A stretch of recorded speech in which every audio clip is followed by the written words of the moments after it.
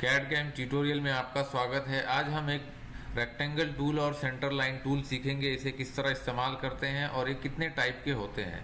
तो इसके लिए पहले हम एक प्लेन क्रिएट करेंगे। न्यू पे क्लिक कीजिए, एक पार्ट सेलेक्ट कीजिए, ओके की। अब हमारा ओरिएंटेशन आ गया है, मेन विंडो आ गई है। यहाँ पे हम कोई भी एक प्लेन सेलेक्ट करके स्केच तैयार करते हैं। तो हम लेते हैं टॉप प्लेन स्केच। अब हमारा ये टॉप प्लेन आ गया। अब हम यहाँ पे किसी भी तरह की ड्राइंग या किसी भी तरह की लाइन और रेक्टेंगल बना सकते हैं। तो आज हम सीखेंगे रेक्टेंगल। लाइन के बाद एक टूल होता है रेक्टेंगल। इसमें 5 ऑप्शंस होते हैं: corner rectangle, centre rectangle, 3 point corner rectangle, 3 point centre rectangle and parallelogram. हम 1 बाय 1 देखेंगे। पहले देखते हैं कॉर्नर रेक्टेंगल। कॉर्नर रेक्टेंगल पे सेलेक्ट किया। कॉर्नर रेक्टेंगल क्या होता है? कहीं भी पॉइंट पे आप क्लिक कीजिए, किसी भी पॉइंट पे, और जस्ट माउस घुमाइए तो वो आपको एक जगह दिखाएगा कि आप किस तरफ, किस डायरेक्शन में रेक्टेंगल बना सकते हैं। क्लिक कर दीजिए, आपका रेक्टेंगल तैयार। आप कहीं भी क्लिक कीजिए, खींचिए माउस को, रेक्टेंगल तैयार। और डायमेंशन देना होगा तो इन दोनों के बीच में डायमेंशन दे दीजिए। ये हो गया आपका डायमेंशन। तो ये आसान तरीका है, इसे कहते हैं कॉर्नर रेक्टेंगल। अब हम दूसरा रेक्टेंगल देखते हैं, सेंटर रेक्टेंगल। सेंटर रेक्टेंगल इसकी बनिस्बत थोड़ा सा अलग है। इसका स्टार्टिंग पॉइंट सेंटर होता है, सेंटर रेक्टेंगल का। अब यहाँ क्लिक किए, देखिए ड्रैग किए तो सेंटर से शुरू होता है। आप कहीं से भी, ये देखिए, तो ये सेंटर से शुरू होके कॉर्नर पे ख़त्म होता है, इसलिए इसे कहते हैं सेंटर रेक्टेंगल। अब एक तीसरी किस्म देखिए, 3 पॉइंट कॉर्नर रेक्टेंगल। ये भी बहुत इस्तेमाल होता है। आप कहीं भी एक पॉइंट पे क्लिक कीजिए, फिर उसको जिस डायरेक्शन में, जिस एंगल में घुमाना है घुमाइए, फिर वहाँ क्लिक कीजिए और उसके बाद आप खींचिए इस तरफ या तो अपोजिट डायरेक्शन में, और ये आपका एंगल तैयार हो गया किसी भी एंगल पे रेक्टेंगल।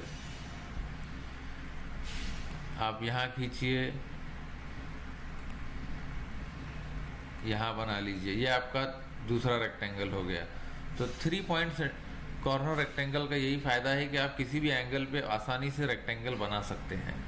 अब हम देखते हैं चौथा, 3 पॉइंट सेंटर रेक्टेंगल। वो भी कॉर्नर रेक्टेंगल की तरह होता है, लेकिन वो उसका फ़ायदा ये है कि वो सेंटर से स्टार्ट होता है। तो आप सेलेक्ट कीजिए एक पॉइंट। अब ये आपका सेंटर हो गया। अब आप किसी भी एंगल पे ड्रैग कीजिए, अब आप खींचिए तो देखिए ये सेंटर से रेक्टेंगल बना रहा है। जैसे कि यहाँ ये देखिए, किसी भी एंगल पे आप सेंटर से रेक्टेंगल बना सकते हैं। ये भी बहुत यूजफुल टूल है। और आखिरी किस्म है जो, वो है पैरेललोग्राम। ये एक रेक्टेंगल, ऐसा रेक्टेंगल बनाएगी जिसके दोनों अपोजिट डायरेक्शन इक्वल और पैरेलल होंगे। जैसे कि एक पॉइंट पे क्लिक किया, कहीं भी आपने ड्रैग किया उसे, अब आप रेक्टेंगल बनाइए। आप किसी भी डायरेक्शन में रेक्टेंगल बनाइए, 360 डिग्री में। हमने ये एक डायरेक्शन ले ली, जो इसमें देखिए दोनों अपोजिट डायरेक्शन इक्वल है, दिख रहा है, इनके एंगल भी इक्वल होंगे, इसीलिए इसे पैरेललोग्राम कहते हैं। आप किसी भी एंगल से इसे ड्रॉ कर सकते हैं और किसी भी एंगल पे आप इसे ड्रॉप कर सकते हैं। ये देखिए, ये दोनों अपोजिट डायरेक्शन पैरेलल हैं, इसीलिए इसे पैरेललोग्राम कहते हैं। ठीक है, अब हम आपको बताते हैं सेंटर लाइन क्या होती है। हमने लाइन सीखा, लेकिन सेंटर लाइन के बारे में ज़्यादा नहीं जाना। सेंटर लाइन क्लिक कीजिए। सेंटर लाइन जो है रेफरेंस पॉइंट लेने के लिए इस्तेमाल की जाती है। कहीं भी आप क्लिक कर दीजिए, एक लाइन खींच दीजिए, तो ये आपकी सेंटर लाइन हो गई। अब इसे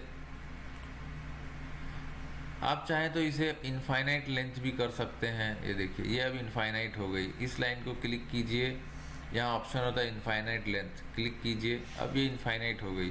अब ये आपका एक्सिस हो गया, XY एक्सिस। अब आप चाहिए तो कहीं भी कुछ भी बना सकते हैं। कहीं से डायमेंशन देना है, जैसे इस होल का डायमेंशन देना है इस पॉइंट से,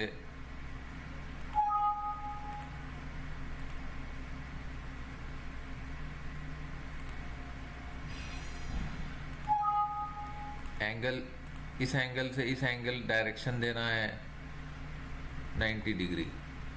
ओके, ये अब आपका एक्सिस 90 डिग्री हो गया। तो इसे इस्तेमाल किया जाता है रेफरेंस लेने के लिए। इसे डिलीट कर दीजिए, ये हम बाद में देखेंगे। सो आपका बहुत बहुत धन्यवाद इस वीडियो को देखने के लिए। इसे शेयर करना और लाइक करना मत भूलिए। धन्यवाद।